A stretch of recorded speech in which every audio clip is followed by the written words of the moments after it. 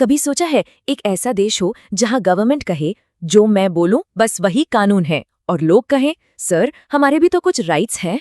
बस इसी पावर और राइट्स की फाइट से निकल कर आते हैं फंडामेंटल राइट्स। सोच के देखिए, ऐसी सिचुएशन आज़ादी के बिल्कुल खिलाफ है ना? बस ऐसी ही मनमानी को रोकने के लिए इंडिया के कॉन्स्टिट्यूशन ने हम सबको कुछ सुपर पावर्स दी हैं, और इन्हीं सुपर पावर्स को कहते हैं फंडामेंटल राइट्स।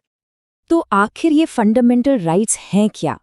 सिंपल भाषा में समझें तो ये हर नागरिक के लिए एक सुरक्षा कवच की तरह है, एक ऐसी ढाल जो हमें सरकारी पावर के गलत इस्तेमाल से बचाती है।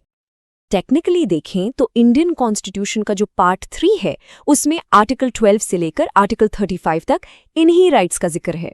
ये वो बुनियादी अधिकार हैं जो इस देश के हर नागरिक को मिलते हैं ताकि हर कोई सम्मान से जी सके।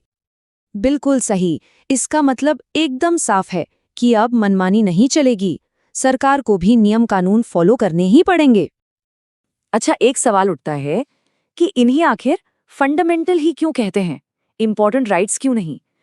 इसलिए क्योंकि ये सबसे जरूरी हैं, इतने जरूरी कि इनके लिए सीधे कोर्ट जा सकते हैं गवर्नमेंट के खिलाफ। और सबसे बड़ी बात, ऐसी वैसी कोर्ट नहीं, अगर कोई राइट वायोलेट होता है तो आर्टिकल 32 सीधा सुप्रीम कोर्ट का दरवाजा खोल देता है। सोच के देखिए कितनी बड़ी पावर है ये। तो अभी कितने फंडामेंटल राइट्स हैं? करंटली 6 हैं। वैसे ओरिजिनली 7 थे। एक राइट था राइट टू प्रॉपर्टी, जिसे लिस्ट से हटा दिया गया।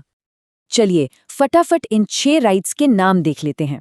सबसे पहले राइट टू इक्वालिटी, फिर है राइट टू फ्रीडम, उसके बाद राइट अगेंस्ट एक्सप्लॉयटेशन, चौथा right to freedom of religion, पांचवा कल्चरल एंड एजुकेशनल राइट्स, और आखिरी जिसे heart and soul of the constitution भी कहते हैं वो है right to constitutional remedies.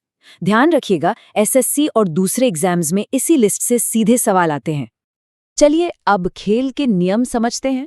Article 12 और 13 ये इस पूरे सिस्टम की नींव है, उसका फाउंडेशन है। ये बताते हैं कि सरकार की शक्ति कहाँ तक है और उसकी हद कहाँ शुरू होती है। तो शुरुआत होती है आर्टिकल 12 से, और ये एक बहुत ही जरूरी सवाल पूछता है, भाई ये स्टेट यानी कि राज्य आखिर है कौन? तो स्टेट में कौन कौन आता है? देखिए, इसमें आती हैं हमारी सेंट्रल गवर्नमेंट, फिर सारी स्टेट गवर्नमेंट्स, पार्लियामेंट भी है, स्टेट लेजिस्लेचर्स भी हैं, यहाँ तक कि जो लोकल अथॉरिटीज़ हैं ना, जैसे म्यूनिसिपैलिटीज़ और पंचायत, वो भी इसका हिस्सा हैं। और हाँ, ऐसी कोई भी बॉडी जिसे सरकार कंट्रोल करती है। मतलब साफ है, कोई भी सरकारी बॉडी ये बोलकर नहीं बच सकती कि हे मैं स्टेट नहीं हूँ। कॉन्स्टिट्यूशन उन्हें सीधा कहेगा, बेटा आर्टिकल 12 पढ़ लो। अब आते हैं आर्टिकल 13 पर, जो कि गवर्नमेंट की पावर पर एक चेक लगाता है। ये एकदम साफ कहता है, अगर कोई भी कानून, कोई भी लॉ फंडामेंटल राइट्स के खिलाफ जाता है तो वो कानून वॉइड हो जाएगा, यानी रद्द माना जाएगा। सिंपल। और इसी पावर को एक फैंसी सा नाम दिया गया है, जुडिशियल रिव्यू। ये कोर्ट्स की वो शक्ति है जिससे वो किसी भी कानून को चेक कर सकते हैं, और अगर वो कानून फंडामेंटल राइट्स का उल्लंघन करता है तो उसे अनकॉन्स्टिट्यूशनल घोषित कर सकते हैं। आर्टिकल 13 का पूरा सार यही है। बिल्कुल, आम भाषा में कहें तो कोर्ट का फाइनल डिसीजन क्लियर होगा, ये लॉ नहीं चलेगा बॉस। चलिए अब पहले और सबसे इंपॉर्टेंट फंडामेंटल राइट की तरफ बढ़ते हैं, समानता का अधिकार, यानी द राइट टू इक्वालिटी। ये कवर होता है आर्टिकल 14 से 18 तक। सबसे पहले आर्टिकल 14 ये कहता है, सब लोग कानून के सामने बराबर हैं। इसका मतलब क्या हुआ? मतलब ये कि चाहे कोई बड़ा मिनिस्टर हो या सड़क पर ठेला लगाने वाला, कानून दोनों के लिए एक समान लागू होगा, कोई स्पेशल ट्रीटमेंट नहीं। फिर आता है आर्टिकल 15। ये साफ साफ कहता है कि धर्म, जाति, लिंग या जन्म स्थान के आधार पर कोई भेदभाव नहीं होगा। मतलब किसी रेस्टोरेंट या दुकान में ये कहकर एंट्री मना नहीं कर सकते कि आपकी जाति अलग है, यह बिल्कुल नहीं चलेगा। अब आर्टिकल 16 ये कहता है कि हर नागरिक को सरकारी नौकरियों में यानी पब्लिक एम्प्लॉयमेंट में समान अवसर मिलेगा। जो लोग एसएससी जैसे एग्जाम्स की तैयारी कर रहे हैं उनके लिए तो ये आर्टिकल एकदम बेस्ट फ्रेंड जैसा है। आर्टिकल 17 ने तो एक ही लाइन में एक बहुत बड़ी सदियों पुरानी कुरीति को खत्म कर दिया। ये कहता है अनटचेबिलिटी इज अबॉलिश्ड, यानी छुआछूत को पूरी तरह से खत्म कर दिया गया है। इसका किसी भी रूप में अभ्यास करना अब एक दंडनीय अपराध है। और आखिर में है आर्टिकल 18। ये कहता है कि स्टेट अब राजा, महाराजा, राय बहादुर जैसी कोई उपाधि, कोई टाइटल नहीं देगा। हाँ, एकेडेमिक या मिलिट्री टाइटल्स जैसे डॉक्टर या मेजर, इसकी अनुमति है। मतलब अब काम से पहचान बनेगी, टाइटल से नहीं।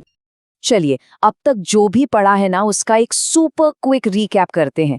अपने एग्जाम्स के लिए रिवाइज करने का ये बिल्कुल सही टाइम है, फोकस करिएगा।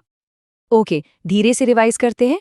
आर्टिकल 12 ये बताता है स्टेट कौन है। आर्टिकल 13 ये कहता है कि फंडामेंटल राइट्स के खिलाफ कोई भी कानून वॉइड है। आर्टिकल 14 कानून के सामने इक्वालिटी देता है। आर्टिकल 15 हर तरह के डिस्क्रिमिनेशन को रोकता है। आर्टिकल 16 सरकारी नौकरियों में समान अवसर। आर्टिकल 17 छुआछूत को खत्म करता है और आर्टिकल 18 टाइटल्स को खत्म करता है। और यह है एग्जाम के लिए जिसे हम कहते हैं गोल्ड लाइन। ये 3 पॉइंट्स बिल्कुल मत भूलना। फंडामेंटल राइट्स हैं कॉन्स्टिट्यूशन के पार्ट 3 में। ये कवर करते हैं आर्टिकल्स 12 से 35 तक।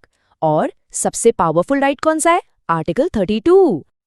तो अब आगे क्या, अगले पार्ट में क्या देखना चाहेंगे? ऑप्शन ए है राइट टू फ्रीडम, यानी आर्टिकल्स 19 से 22 पर एक पूरा डीप डाइव, या फिर ऑप्शन बी सिर्फ इन्हीं टॉपिक्स पर प्रीवियस ईयर क्वेश्चंस और एमसीक्यूज सॉल्व करें। कमेंट्स में जरूर बताइए, आपके जवाब का इंतजार रहेगा। अगर आपको ये वीडियो पसंद आई हो तो एक छोटा सा लाइक जरूर कीजिए। ऐसे ही इंफॉर्मेटिव और फन वीडियोस के लिए चौथु का ज्ञान चैनल